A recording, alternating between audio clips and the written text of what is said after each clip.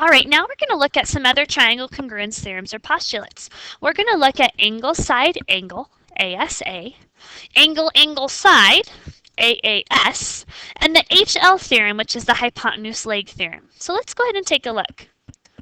Let's talk about the angle side angle postulate. So if we're given two triangles and we want to prove they're congruent, if we know an angle is congruent to another angle, and then a side is congruent to a side, and then another angle is congruent to another angle, I know that those two triangles are congruent. Now notice where the sides are located. The sides are located in between the two angles. So here's how we put it into words. If two angles of one triangle are congruent to two angles of another, and the included side of both triangles are congruent, then the triangles are congruent. So if two angles of one triangle are congruent to two angles of another, and the included side of both triangles are congruent, then the triangles are congruent. So when I talk about the included side, I'm talking about the side in between the two angles. All right, now let's talk about the angle angle side theorem. So again, two triangles. If I'm given an angle, another angle, so an angle and another angle, and then a side, that is the angle angle side theorem. So here's what this one says. If two angles of one triangle are congruent to two angles of another, and the non-included side of both triangles are congruent, and we should say the non-included corresponding sides of both triangles are congruent, then the triangles are congruent. So when I say the non-included corresponding, and the picture that I drew, the side that I gave was right next to the angle marked with 2. So the other side has to be right next to the angle marked with 2. But I could have also said that the side next to the angle mark of 1, if that's same as the side to the angle mark of 1 on the other triangle, that's another example of the angle-angle side relationship. All right, and then our last one is called the hypotenuse leg theorem. Well, when we say hypotenuse, hypotenuse is only in a right triangle. So this only applies to right triangles. So here's my two right triangles. And if I know that the hypotenuse of both triangles are congruent, and one of the legs of both triangles are congruent, then I know that these two triangles have to be congruent. So let's put that into words. If the hypotenuse and leg of one right triangle is congruent to the hypotenuse and leg of another right triangle, then the triangles are congruent. Here's why that works. If you know two sides of a right triangle, do you know the third?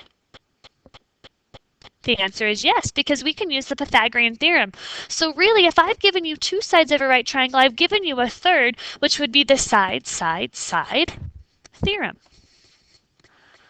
All right. Are there any postulates or theorems that don't prove congruence?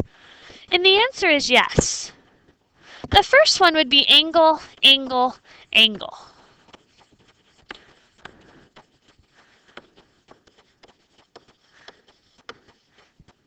For example, this could be 60, 60, and 60, right? That could be an equilateral triangle, and this could be a 5, and a 5. Well, I could still have another triangle of 60, 60, and 60, but that could be an 8, an 8, and an 8. Those triangles are not congruent. Another situation would be side, side, angle. Side, side angle does not prove congruence. Here's why. If I'm given a side, so here's one side of my triangle, and I'm given an angle. And we don't know exactly how far it needs to extend, but there's the angle. And then let's say I have this side over here, and we're going to extend it in a second. But there's my side, side angle. Well, I can go ahead, and if I gave you the length of that side, if we think about our compass, so let me pull my compass up here. If I take my compass,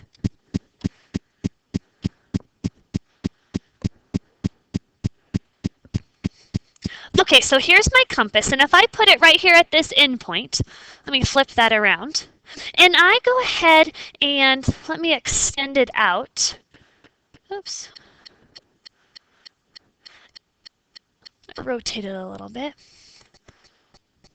Make it a little bit smaller. Oops. Bring it in just a little bit. Okay, so let's say that I said the side length had to be the specific measure set that I have it right now. Well, if it's supposed to cross, oh, I gotta make it a little bit bigger. A little bit bigger still, I think. Okay. All right, so if I go ahead and try to cross this side where the angle measure is, let's see how many times it will actually cross. Well, there's one, and there it goes again. So let me move that. If I extend this angle all the way up, this length right here for that side is the same as this length right here for that side. So how many triangles did I form? I actually formed two, and all I did was use the side-side angle postulate. So that's why side-side angle does not work, because two triangles can actually be formed. All right, I wanted you to tell me which method you can use to prove the triangles are congruent. If it can't be proved, then I want you to write none. So go ahead and try this one. Good, hopefully you said angle, angle, side. Here's the angle, angle, side, angle, angle, side, right there. All right, let's check this one out. Go ahead and try this one.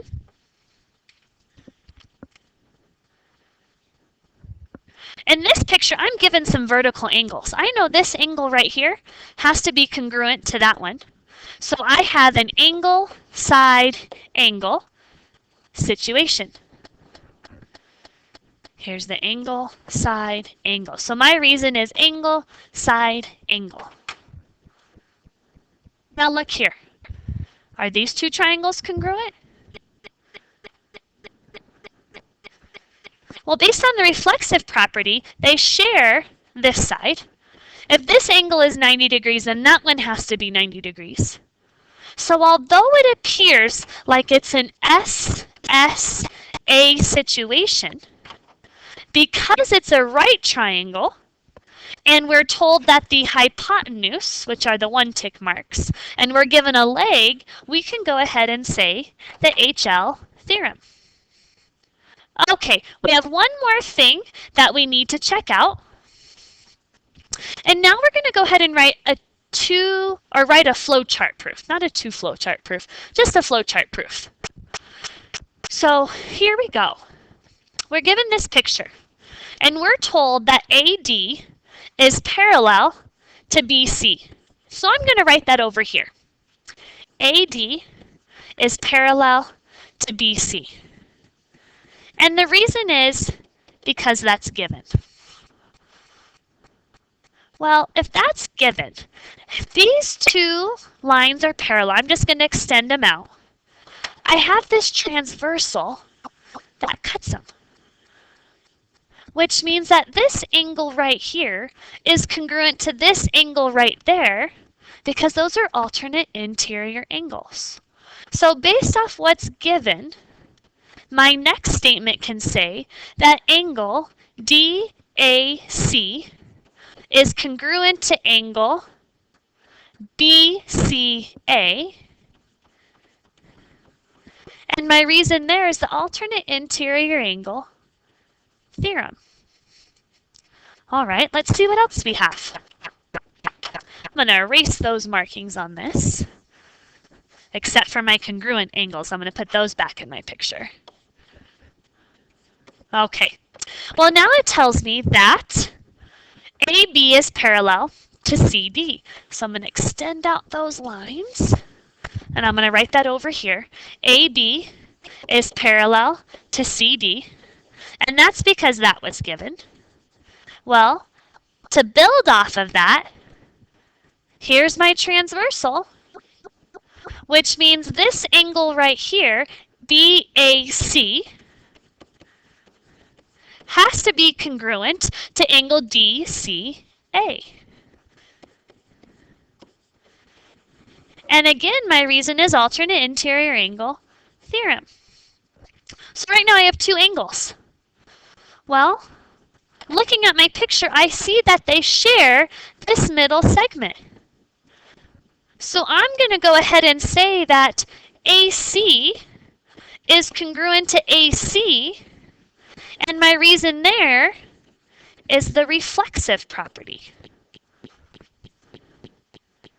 Well, now I think I can prove that triangle ABC is congruent to triangle CDA because of angle, side, angle.